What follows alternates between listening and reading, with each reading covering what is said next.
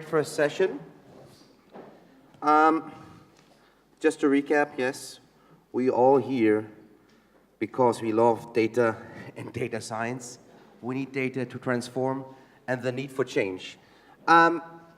We going to our next session, which is behavioral science. I just see I don't need that mic. Behavioral science and data science. Please welcome, a warm welcome to the moderator, Waha. Thanks. Thanks. Okay, so we're going to dive into behavioral science and data science and all the excitement that those two things carry. So jump on up, Tom. Yeah, okay. So, do I have a clicker? Yes, you do. Aha, awesome, thank you. So good morning, everybody. My company helps our clients to basically to influence behavior. I work for banks, for governments, for NGOs, for brands to help them to influence consumer behavior, citizen behavior, and employee behavior. And I want to tell you a story today about how we use behavioral science to beat populism in the Netherlands and how to win the election. So back in the summer of 2016, I got a call from the secretary from the Dutch Prime Minister, and they were in deep trouble. It was 6 months to the next national election, and they were really performing very bad in the polls. So the far-right populist party of Geert Wilders, some of you might know him, was really topping the polls with 44 seats, and our market share plummeted to 19 seats in the poll. And on top of that, there were all kinds of scandals. One minister after the other had to resign because of scandals. There was a lot of negative sentiment in the press, both on politics in general. We were just out of the financial crisis and how it was dealt, but also around the Dutch Prime Minister. People didn't like him anymore. People didn't trust him anymore. So they were in deep trouble. And I don't know if you remember this, but back in 2016, the whole world was watching the Netherlands. Because after Trump and after Brexit, people were afraid that the Dutch election, if the Dutch would have also fallen for far-right populism, it would have marked the beginning of a populist spring all over Europe. And so the whole world was watching the Netherlands. And we had a populist who was just perfectly executing the populist playbook. Basically, every populist in the world uses exactly the same playbook, and they're very disciplined in using that. So Geert Wilders really knew how to basically dominate and basically shape public discourse.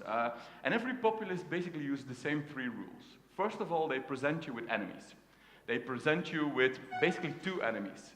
On the one hand, there's the elite that betrayed you, and on the other hand, there's the immigrant that is going to take your job away. And they're only selling that threat. They're fueling that threat. Second thing is they perfectly know how to hijack the algorithms underlying media.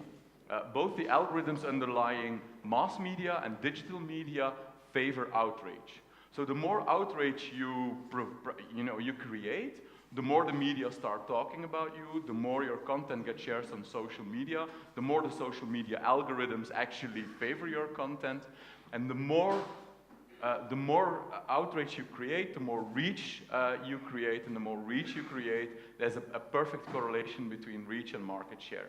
So they knew how to hijack this.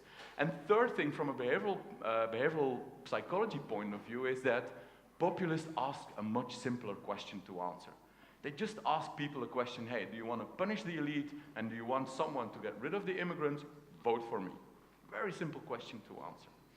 And so the problem with traditional politics is that basically we're bringing a steak knife to gunfights. So populists perfectly understand that people don't want to think about the problem. Actually, that the voting problem is a way too complex problem, and so they offer them shortcuts. And this is exactly in line with what Daniel Kahneman wrote about in this masterful work, Thinking Fast and Slow. Populists connect with how the brain actually works. So what populists do is they first talk about identity, they talk about values, they talk to your unconsciousness, whereas traditional moderate politicians, they talk to your consciousness, they talk to your ratio. You can never win the hearts if you talk to the mind. You can never win the hearts if you talk to the ratio. Yeah. Populists are selling their leader, while moderates are selling a program. Again, selling a leader is much more system one, automatic thinking, your unconsciousness. System two is all about provoking thinking. And they are basically pitching a very simple, exciting question. Let's get rid of the elite, let's get rid of the ruling class and take back control. You might somewhere have heard that quote.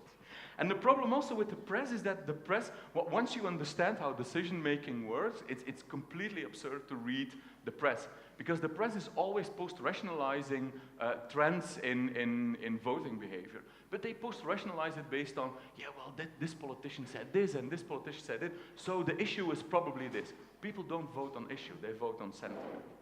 So we decided to go counter-populist. I would call it counter-populist, to use the techniques that populists use to recruit people for a positive story. And basically what we did with the liberals is we said, look, you can't talk about your programs or your issues anymore. There's a difference between governing the country, which is awesome, and winning election. Something completely different. These two things have nothing to do with each other.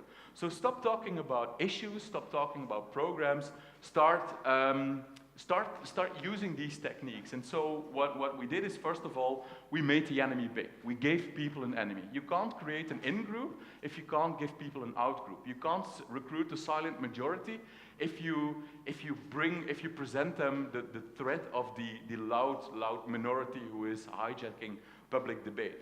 So we made the enemy big. We trained them not to get trapped in the frame of the populists. Populists perfectly know how to always make sure that their issue is basically on the table. And it's a trap. And once you can avoid falling into that trap, you can start to win arguments. So whenever a populist came in, yeah, the problem is the immigrants, you always went, that's not the issue. The issue is something else, and then start to build your argument. And we also train them to be bold, to hijack media, to start. We went on this moral crusade for what is actually normal in this country and what not. And Prime Minister was starting to have a lot of fun. In the end, we won the election. We went from 19 seats in the polls to 33 seats, and populism was crashed. They went from 44 seats to 19 seats on election day. And with only 20 seconds left, I very briefly want to conclude that I think the essence of the story is that behavioral psychology is much more about designing behavior than predicting behavior. It's as much about trying to figure out how to use that understanding of human psychology to influence behavior and to shape behavior, much more than it is to use your understanding of behavior in the past in order to predict it. And we tend, definitely as data analysts, I think we tend to use too much rational thinking. Because we look at the data, we start to approach the data with a rational mindset, and people are completely irrational. So we have to take that into account. And third thing is, and maybe we'll expand on that in the discussion, and then I'll wrap up before I get the music on me, is that to me, behavioral design and behavioral science is much more a creative methodology.